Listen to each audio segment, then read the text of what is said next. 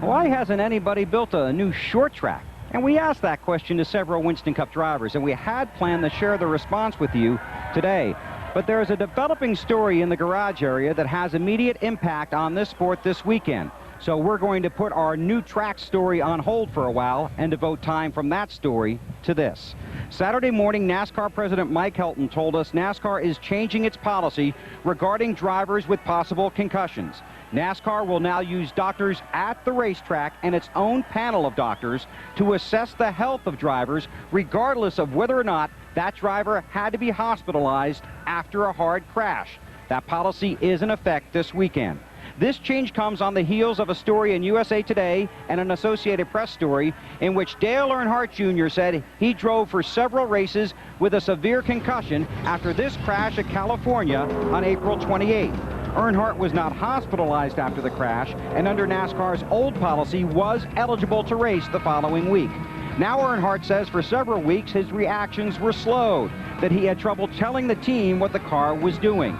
Friday here at Kansas, Dale told Marty Snyder that he had seen, quote, a few doctors, unquote, but a source at Dale Earnhardt Incorporated told me here at the track this week Earnhardt Jr. never had a CAT scan. That's normally a standard exam when a head injury or a concussion is suspected. Now, Saturday morning, I spoke with Mike Helton about Earnhardt's disclosure and NASCAR's change of policy.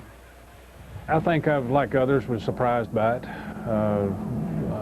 Immediately, we started checking internally to see if there was any clue from our perspective that might have been going on, and found none. Are you disappointed in Dale Earnhardt Jr.? Yeah, that's fair to say. Yes, I am. I think in today's environment that the competitors on the racetrack should share in the desire for everybody that they're competing against to be right. I want to be clear about one thing. A driver, a football player, a doctor can convince a doctor that they're okay. You know, you can sit down and they can do an evaluation of you, and you can be in really bad shape, but you can convince them that you're okay. Evaluations are really tough. If you're not honest as a patient, the doctor can't make a fair evaluation, and you know, it really rests on the driver's shoulders to make a decision how he is or how he isn't, because you can fib your way through it. You can convince any doctor in the world of almost anything. At that time, our process was that if a doctor or if a track doctor did not feel like the driver needed to be admitted for either testing or just observation, that it wasn't necessary for a doctor approval for the guy to get back in the car, the driver to get back in the car. And the doctor in California made the determination that he did not need to be admitted, nor mandated any further testing. You said that was a policy at that time. Has it changed since then? It changed starting this weekend. Okay, what's the new policy? That we will ask the track doctors, if there's any shadow of a doubt, to mandate testing, to be more involved in the process of a driver being qualified to re-enter an event. And now for Dale Earnhardt Jr.'s side of the story. Dale, do you feel like you put your fellow competitors in any danger with racing with a concussion after your wreck at California? Nah, not really. I mean, even at 80%, I'm still probably better than half them guys out there. Okay. No, I'm just playing. You know, I thought about that, but it was a situation where I made my own decision, and I would have accepted the repercussions from that no matter what they were. And, you know, I don't feel like, you know, I might have handled it wrong, especially not telling NASCAR and letting those guys know. They pride themselves on really having a handle on everything, and this kind of has hurt that a little bit, but hurt the trust between us. But as far as the decision I made, you know, I made my own decision, and I felt like staying in the car was the only thing that really could help me decide, you know, exactly how bad the situation was and how long I needed to get better. But, you know, the concussion was just bad enough to just knock us out of the points chase for about 2 or 3 weeks. But, you know, it's a shame because we really look forward to having a good year this year.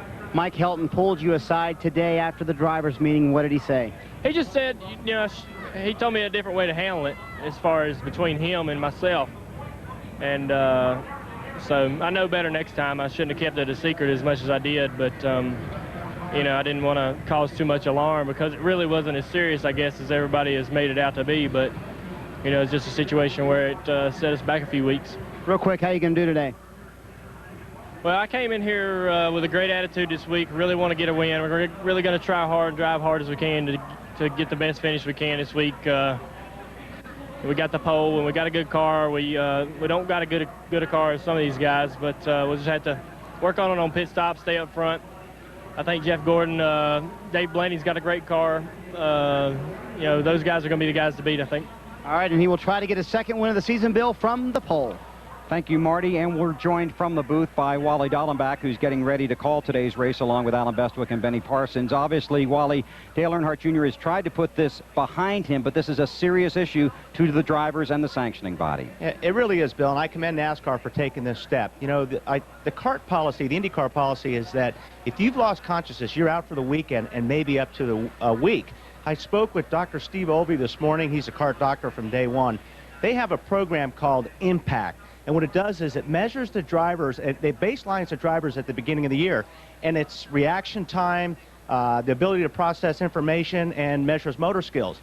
That's all in the computer, and it's baseline. If they're in an accident, they have a head injury, before they can get back in the race car, they have to go through that program again and make sure that they at least match where they were. So this is a great program. Not only is CART using it, IRL's using it, the NFL's using it, NHL is using it. My only question is, why isn't NASCAR using it, and why are we the last ones to use it, not one of the first ones to use it? Thanks, Wally. That's a great question, and I'm sure one that will be asked of NASCAR in the coming weeks. Again, a new policy in place by NASCAR this weekend regarding injuries to drivers.